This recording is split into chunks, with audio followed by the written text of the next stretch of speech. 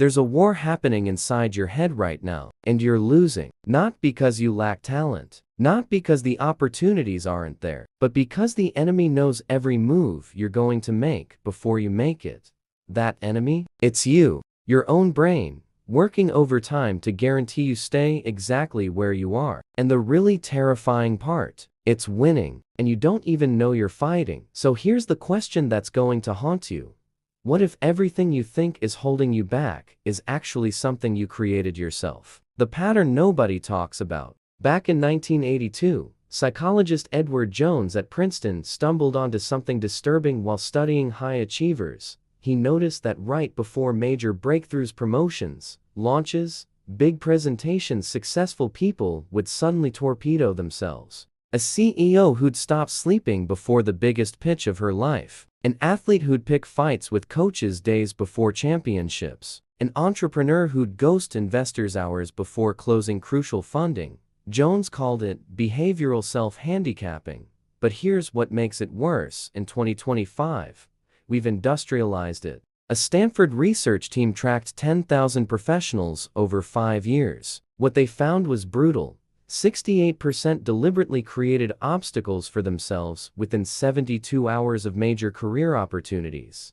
Not occasionally. Systematically. We're not talking about occasional slip-ups. We're talking about a pattern so consistent it might as well be programmed into your operating system. And the corporate world? It's an epidemic. McKinsey's 2024 workforce study revealed that 81% of employees admit to avoiding tasks that could lead to significant career advancement.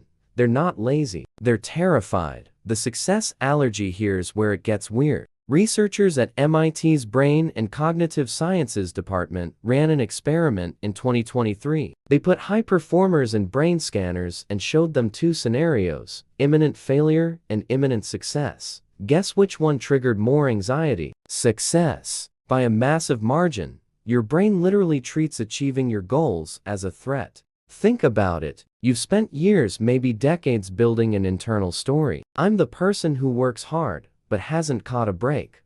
I'm talented, but the timing's never right. I'm smart, but the system's rigged. These aren't just thoughts. They're your identity's foundation. Now imagine you actually achieve that massive goal, that promotion, that business breakthrough, that financial milestone.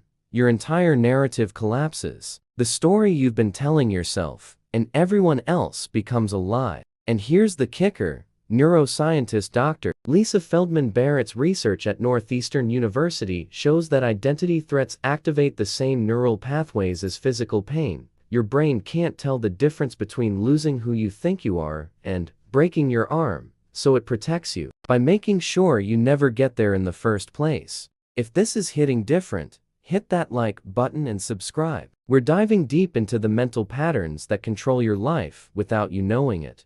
The comfort zone industrial complex. Dr. Anders Ericsson spent 30 years studying peak performers at Florida State University. He studied everyone from chess grandmasters to Olympic athletes to Fortune 500 CEOs. His conclusion was shocking. Talent is almost irrelevant. What separated the top 1% from everyone else wasn't natural ability. It was their relationship with discomfort. Average performers would practice until they got comfortable. Then they'd stay there. Elite performers would practice until they got comfortable, then deliberately make it harder. The difference? Elite performers had learned to rewrite their brain's warning signals. Elite performers interpret the same feeling as, keep going, you're growing. Same sensation, opposite interpretation. A 2024 study published in the Journal of Applied Psychology tracked 5,000 professionals across industries. They found that 94% of people who plateau in their careers share one trait. They unconsciously avoid situations that make them feel incompetent, even for 5 minutes, even temporarily. That's the trap. Growth requires temporary incompetence, but your ego would rather die than look stupid. So it convinces you that you're not ready yet, that you need just one more certification, that the timing isn't right. All lies. Sophisticated, convincing lies designed to keep you safe. The 5 weapons of self-destruction. Psychologists have identified 5 primary self-sabotage mechanisms. You're probably running at least 3 right now. First, strategic procrastination. This isn't normal delay. This is surgical. You'll handle 100 small tasks to avoid the one conversation that could change everything. Research from the University of Calgary shows that 95% of chronic procrastinators delay specifically on high-impact activities. Second, analysis paralysis. You research until the opportunity disappears. You plan until the market moves on. You prepare until someone else takes the shot. A Yale study found that over-preparers complete 60% fewer major projects than ready-enough actors. Third, imposter syndrome on steroids. You get results and immediately discredit them. Closed a deal? They were desperate. Got promoted? They had no better options. A Harvard Business Review survey showed 70% of successful executives attribute their achievements primarily to luck rather than skill.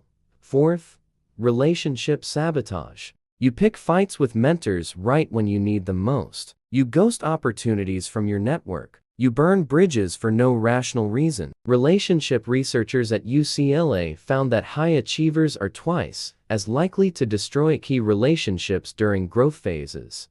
Fifth, the busy trap. This is the most insidious. You're working 12-hour days. You're exhausted. You're grinding. But none of it moves the needle. A Stanford productivity study revealed that professionals spend an average of 67% of their work time on activities that create the illusion of progress without actual advancement. You're not avoiding work. You're avoiding the work that matters. The solution that sounds too simple. To work.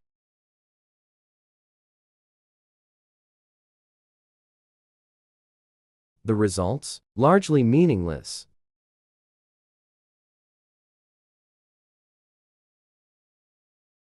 Group A got access to every productivity tool, course, and coaching program available. Top-tier stuff.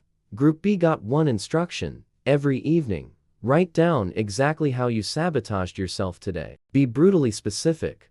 6 months later, Group B had made 4x more measurable progress toward their goals. Not because they had better tools, because they stopped lying to themselves. See, you already know what you're doing. When you're scrolling instead of creating, when you're networking instead of shipping, when you're learning instead of executing, you know. You just don't want to admit it. Because admission means accountability, and accountability means you can't blame circumstances anymore.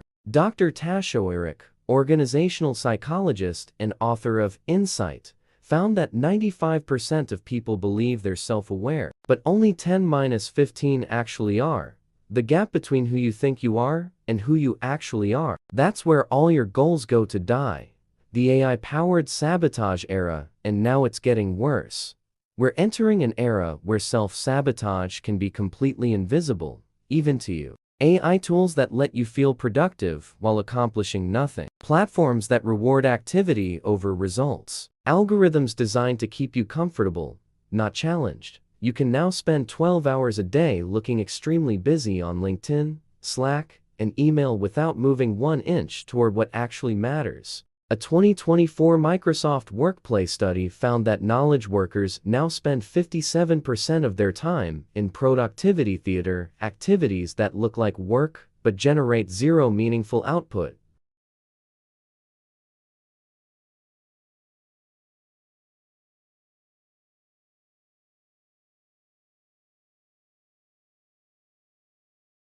The uncomfortable truth. So we're back to the original question.